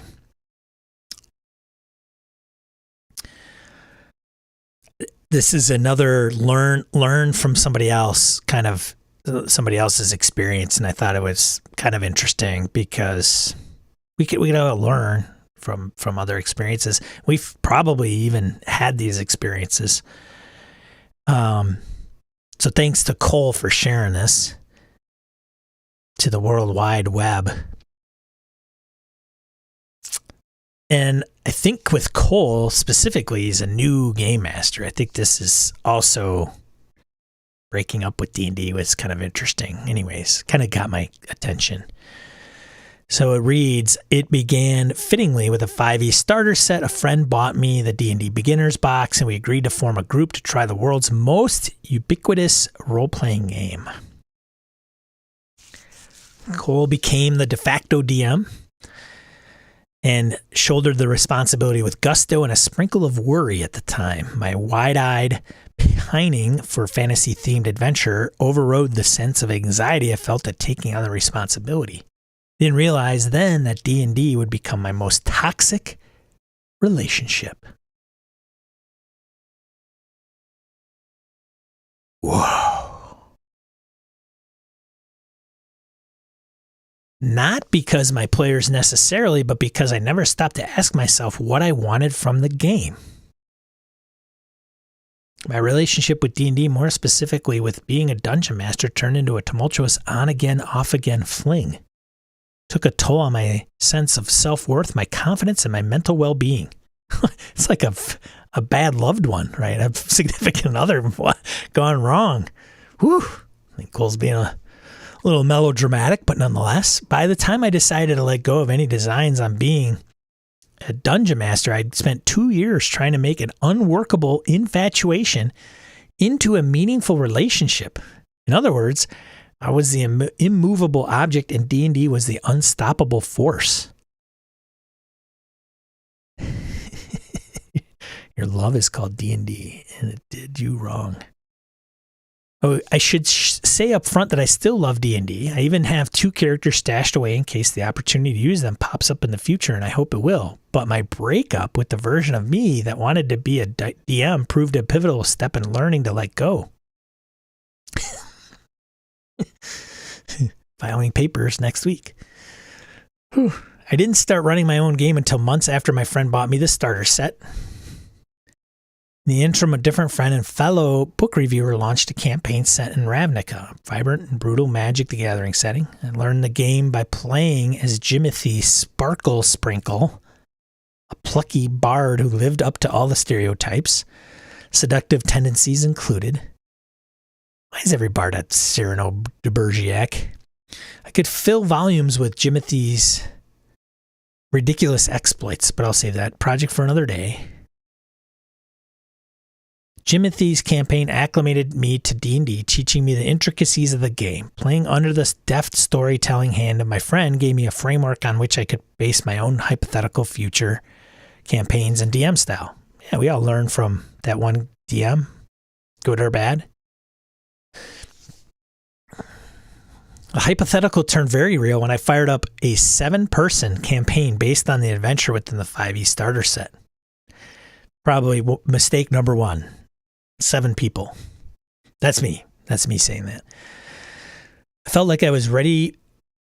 I was ready-made to DM a campaign. I love to think on my feet, riff with friends, and tell stories. I adore fantasy in all its forms. This felt like a good fit, an easy win. Early on, I definitely overestimated my readiness for such an undertaking. All of the fantasy knowledge in the world cannot prepare a fresh DM for an unruly 7-player group with no collective experience. Oof. Oof. Ooh. Oof. You are oof. I entered into the process with little understanding of what the other parties wanted. There you go. You know, I got to hand it to him. If he's realized this, he's halfway to success. Moreover, I allowed too many people into my creative headspace, not giving myself room to grow or make the mistakes every first DM needs to make. Well, guess what? Guess what? You've made those mistakes now. Perhaps most significantly, I didn't understand that DMing doesn't need to be as daunting or complicated as I made it seem. There's no rule stating you need a grandiose MCU-style interlacing narrative for your campaign to succeed. I tried to emulate a vast, complex narrative anyway, and I failed. There we go. So it's your first DM go at DMing. Mistake. Well, not a mistake. It's good that he's tried, right? But having 7 players, that's probably not the way to go with your first time as a DM. Unless you have 7 really supportive players. And maybe 1 or 2 of them have game mastered themselves. But the other mistake would be this, trying to be too grandiose. And the other mistake would be playing with a lot of players that probably haven't played D&D before. It's like he's alluding to. We made it maybe 6 sessions. I tried to craft my own world book based on the starter set content. Too big, too grandiose. A task I found crushing in its difficulty. Yeah, no kidding, right? My desire to ensure that everyone enjoyed the game led me to give players easy wins. Granted powerful items to them even if they did nothing to earn them. I deus ex machinad bosses my party couldn't beat. Struggled to balance the needs of a whopping 7 characters within a compact narrative meant for half that many. Ooh-wee. Yeah, you're right, Victor. I think he's grown. Some of us experience the I gotta say, I laugh because he's experienced this all at once, like this one thing. Where some of us have experienced this maybe over time or over, I remember this time, I remember that time. Yep, I tried to bite off more than I could chew on that one. This one had too many players. Like he's throwing everything into this one. Burnout settled in. And I realized the situation is untenable. Put the kibosh on the campaign and took my first break from DMing.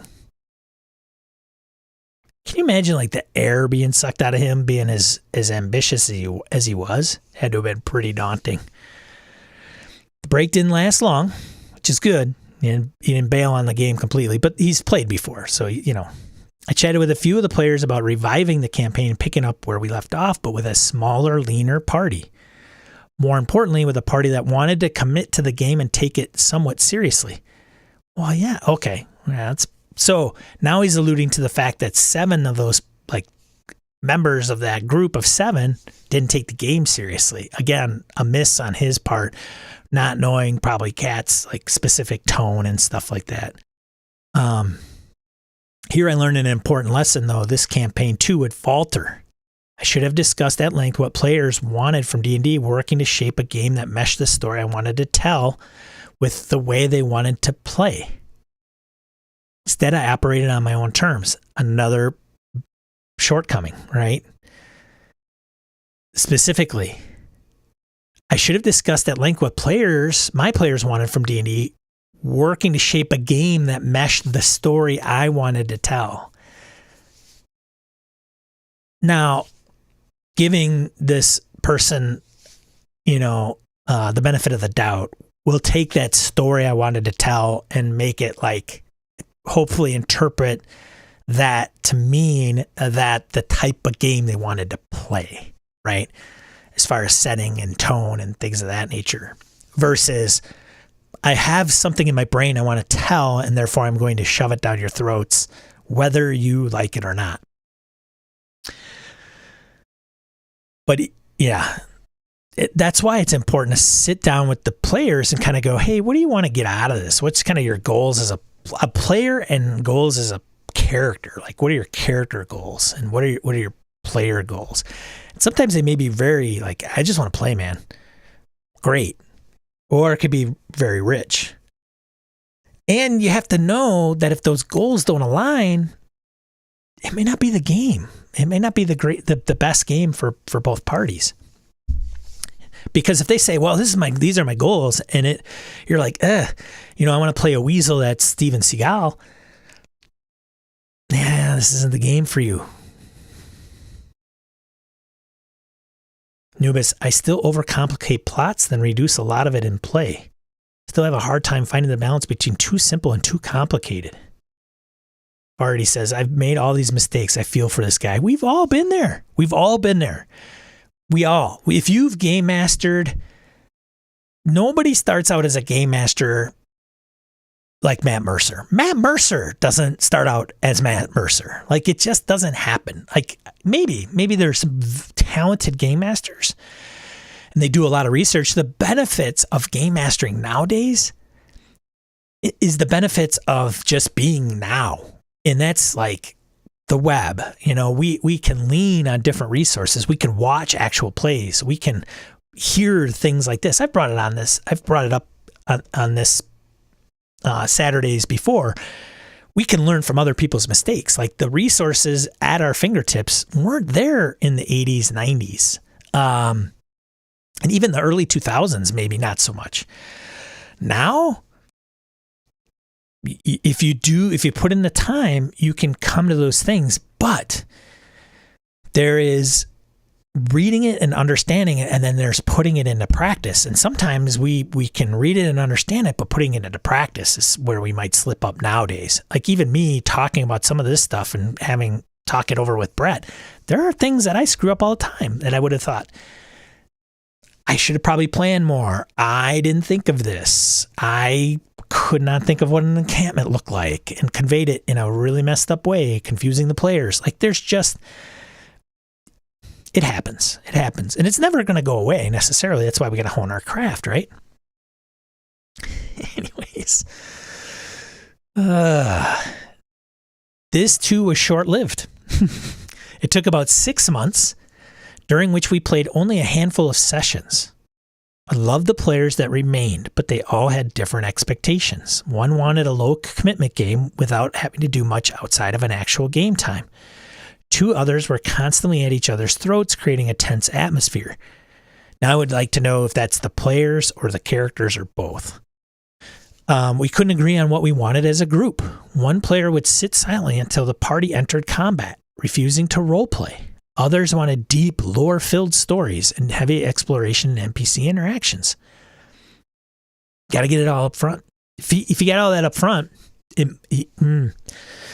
maybe he might have been able to navigate it a little bit better, but it doesn't mean that it could have withstood the test of time. Yeah. And notice that he's talking about player, this player, that player. So he's either trying to be very generic in the sense that he doesn't want to call anybody out specifically. Although I would hope to think that, if his group were reading this, they'd know who he's talking about. But I only point that out because he's not talking about my friend. One friend wanted to do this, my other friend wanted to do that. So I'm just wondering where he might have found these players and how That might be kind of a thing too. Because it's different if we're playing with randos. It's different if we're playing with people we kind of know. Maybe we associate, like some of the BSers from the community. I kind of know, but I don't, until I play with them, I don't know what that looks like. But after I play a few sessions with them, then I'll kind of know what they're about. And do I go into this with a lot of the games that I roll with? Maybe. It depends on the group, right? Like there was some shortcomings with the Curse of Strahd game that if I did probably some of the things that this person should have done, I could have probably salvaged that campaign, but instead it got shit canned. But I don't think it was a lot of the campaign itself. Like I think there was other underlying pinnings with that, me specifically, like with a lot of communication and scheduling breakdown, really. So going on. Vardy says, I'm trying to break myself of that feeling that I need to entertain the group and tell a story or balance encounters. Here is the encounter. The players need to figure it out from there. I think that comes with time. It's an epiphany, man. I don't know. To me, it was anyway. It was like the game. Oh, okay. I don't need to figure this all out. It's surprising how little detail we need to give players in order to do a session. And I do think it depends on the game, of course, and whatever, and the campaign itself. But I think a lot of game masters think they need this overly elaborate interwoven plot and need to know all this, right? They need to know. They pick up the book and they're like, I need to know all of what's inside here, like the back of my hand, because there's going to be a player character at the table that's going to ask me, and I need to know the answer to that right there on the spot. You don't, and you'd be surprised if you don't. You just pulled it out of your butt. The players will never know. We got this weird like, how do I do this? I don't know. What happened? What happens though? What happens if that happens? I don't know what to do. He continues. To be clear, they were all excellent players. Well, there you go. And though this party also fizzled, the players that comprise it. It remained my best friend. They remain my best friends. It just wasn't working. But rather than break up completely, I took a different approach. I tried to redefine the terms of my relationship to the game so we could stay together and keep going. Enter the Bounty Hunters Guild. Oh boy. By this point, I thought I had identified the pain points in my relationship to DMing. I couldn't keep up with the sprawling world, developing side quests, and the main storyline was a burden on my free time that brought me no joy. But when I was in it, actually running a session, I had fun. So I opened my game back up and invited anyone who wanted to play D&D to a low-commitment league called the Bounty Hunters Guild. Oh, you might have found a solution. Sweet. The concept was simple. Anyone who wanted to play could play. Drop in, drop out. Check. Anyone who wanted to DM could DM. The guild would feature one-shot storylines intended for 3 to 4 players. Small, manageable. Got it. Which we could then recycle if more players were interested. I created the unofficial Smirnoff Ice Dungeon. Which had players, I see what he did there, which had players working on behalf of Smirnoff Corporation to market the company's products in fantasy worlds. Okay. It was the kind of fun I had longed for in my first campaign. Funny stories fueled by a balanced combination of combat, exploration, and roleplay. But the pangs of doubt returned. Dun, dun, dun. In a few sessions, players were outright mean to each other. I swiftly discovered that I was the only one willing to write and DM a session, which was at odds with the Bounty Hunters Guild concept. I still have a character I made for these sessions sitting in a dark Google Drive folder waiting for his chance to test his mettle, perhaps Orcabald bow tickler will fire his bow once more in the distant future. Okay.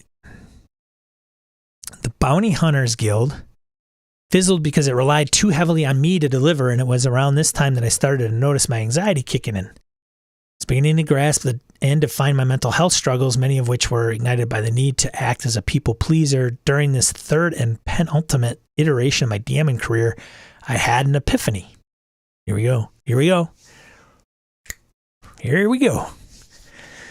felt that I was giving everything and receiving nothing. Yay! None of us have experienced that, right? Like, hey man, I'm doing all this work over here.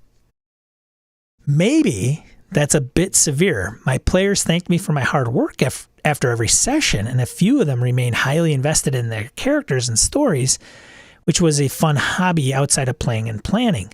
However, each time I sat down to craft a dungeon or a module, I just felt drained, as if the energy was leaking from my body, dissipating into the air around me, instead of channeling into the creative opportunity in front of me. Where's the epiphany? Where is it? And that's when I started to think, maybe my relationship with this game is toxic, and maybe it's not anyone's fault. I don't think that's what he thinks it means. I don't think he's using that the way it should be used. I don't think you mean what you think you mean there. The game's not toxic. It really is not. It may be how you're approaching the game, but the game inherently is not toxic. It's not. I think maybe his own particular outlook, or what he's trying to kind of produce, or I don't know. I think that's being a little over the top. We know what toxic is. There are definitely perpetrators out there that are toxic to the hobby for sure. But there's something, I mean, I think I understand the context of what he's trying to get at, but I don't think it's the game that's being toxic. I think he's just, I bet you if he tries a different game, he might just have a blast. And frankly, maybe he's not. Maybe game mastering is not his jam. I mean, he may want to, but maybe it's just every time he tries, he has these preconceived notions, and I think that's where he's letting himself down, and then he's beating himself up over it.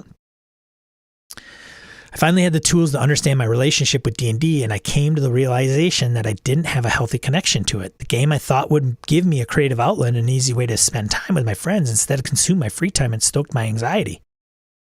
Sure. But like a lot of bad relationships, it didn't quite end there. See, I think there's something going on here. Like, obviously. Because you can be it's a huge creative outlet, but maybe it's like how you're like directing that creativity.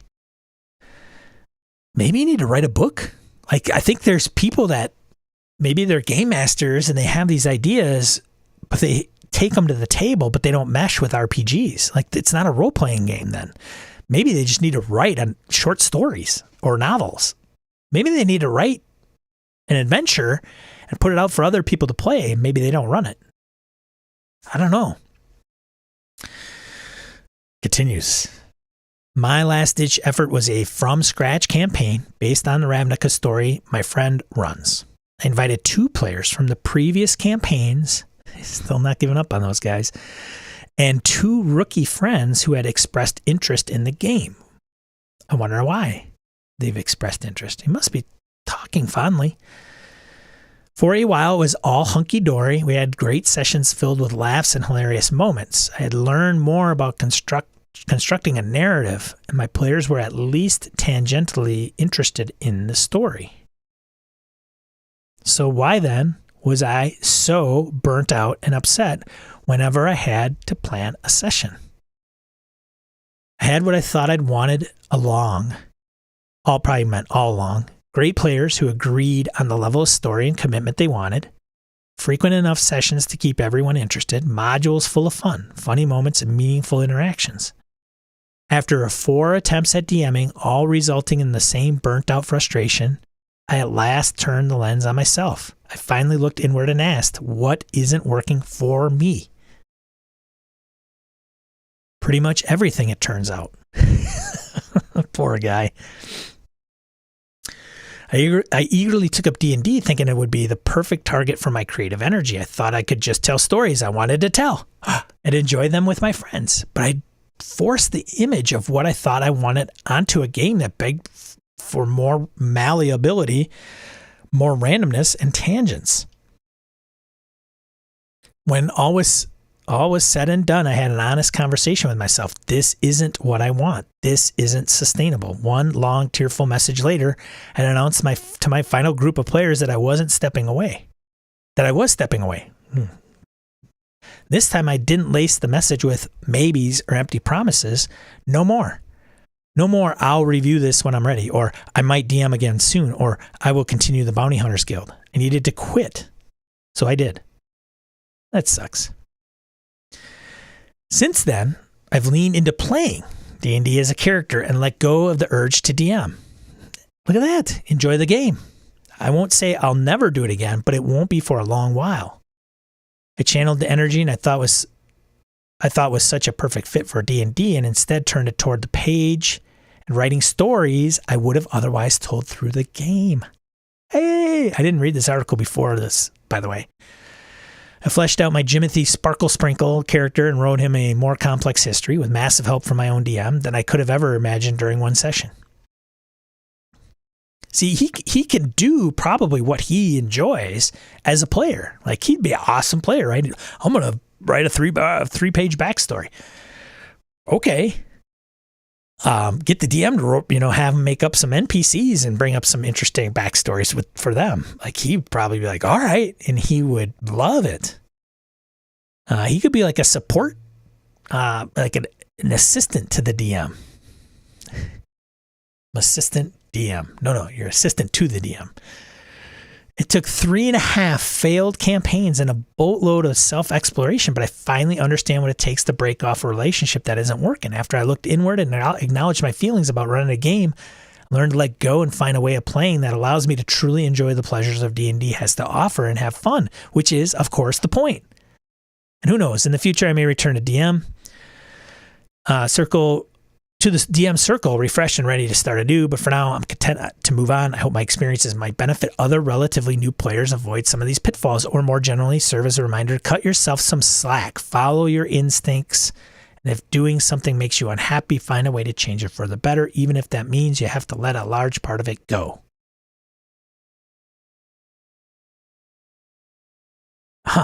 I'll put links down below to Cole. It looks like his Twitter account and some other things. He's voraciously reads epic fantasy and science fiction, seeking out stories of gargantuan proportions and devouring them with a bookwormish fervor. That's fantastic. I mean, kinda, right? It's an interesting story. Phil says, sounds like he wanted to railroad the group into hitting his plot points, for sure. Yeah. Victor says, once he gets some time seeing how other people run the game, he'll see the difference between writing fiction and running games. Perspective will help, Victor says. Phil agrees. Yeah.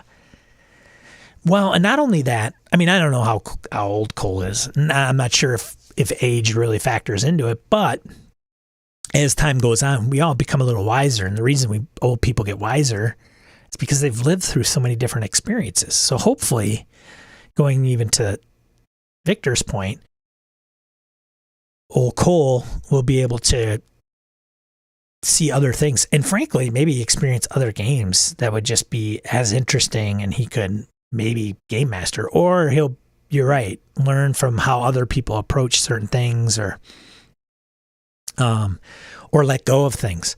That's why the game master's journey, man, is just, it's never ending. I'm glad he shared that. I thought that was pretty interesting. I didn't read the whole article ahead of time. I thought, well, just the headline itself is, and then I think I read the first 3 paragraphs. And so you're getting his perspective, right? It'd be interesting to hear how one of his players might have commented on his games. But that's a learning process, man. For sure. Game mastering totally is like, it's your first few your first X or Y, your first venture into X and Y usually is not the greatest, right? Especially in like the creative space, your first painting, your first game mastering, your first, podcast, video, it can only get better as you understand the craft and learn it. It just took him a while to have it beat over his head. I'm interested. I don't think he said how much time had passed, like, over all this. Did he? In the end, did he say that? Maybe 3. Yeah, he just said 3.5 failed campaigns. I'm only going off odds that he's younger than myself. Because as I get older, there's fewer and fewer people that are older than me. Well, at least he didn't walk away from the hobby, and he didn't have a bad experience playing, which is good. DMing is not, game mastering, as you guys know, is not easy always, and it's easier for some, but there's a load there. And some people have been able to understand how to manage that, which is the thing that keeps us sane and we don't go down past like old coal here. But it takes time. Like, none of us start out we don't start out like Matt Mercer. And he's probably got a load of stuff on his brain to be able to navigate.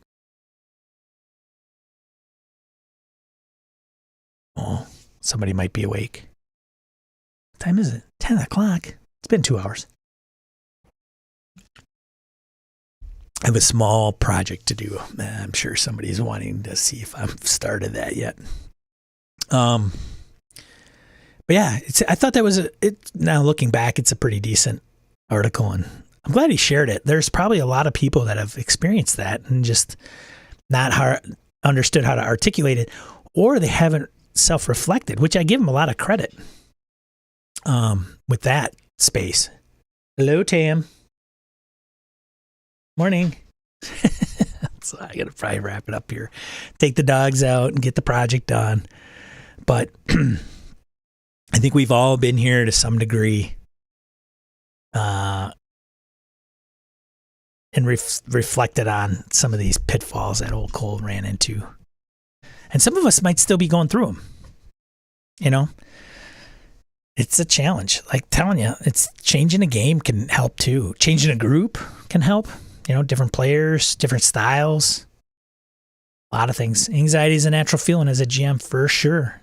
Hell, I'm feeling a little anxious about the game I'm running for my kid and her friends tomorrow. It's Acquisitions Incorporated, and they're arriving in Fandolin. You'll be fine. Phil's a great game master. Hey, Phil, you'll be fine, buddy. But there's a sense of, I was like kind of performing, right? Speaking. There's a lot of things that go into it. I burned myself out prepping a campaign that never happened. Can't get much worse than that, I think. I might be doing that too for Simbarum. I may be like, hey, I want to play this. I read on it. I got it all this prepared. And the guys will be like, I don't want to play that. I want to play 5e.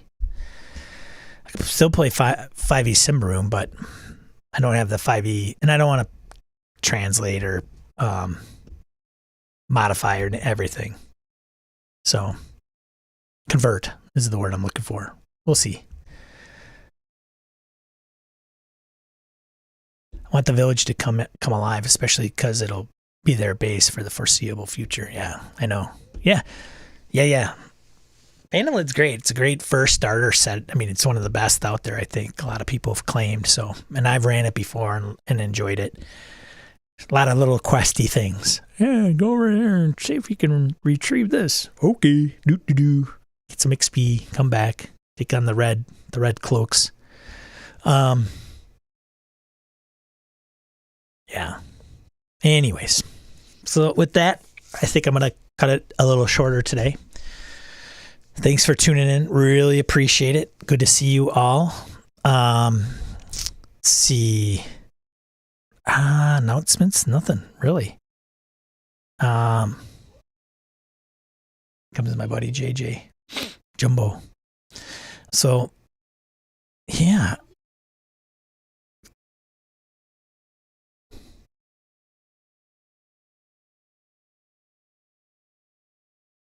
Anyways, my other cat's coming down. Jumbo. It's the bomb. So yeah, I don't think I have anything else. We're going to record in a couple weeks on Gaming and BS. Not this Monday, but the following Monday. We'll be on YouTube. If you're interested in hanging out and you haven't taken the leap, come on over to Gaming and BS's Discord. Craig Shipman, you are late to the party, buddy.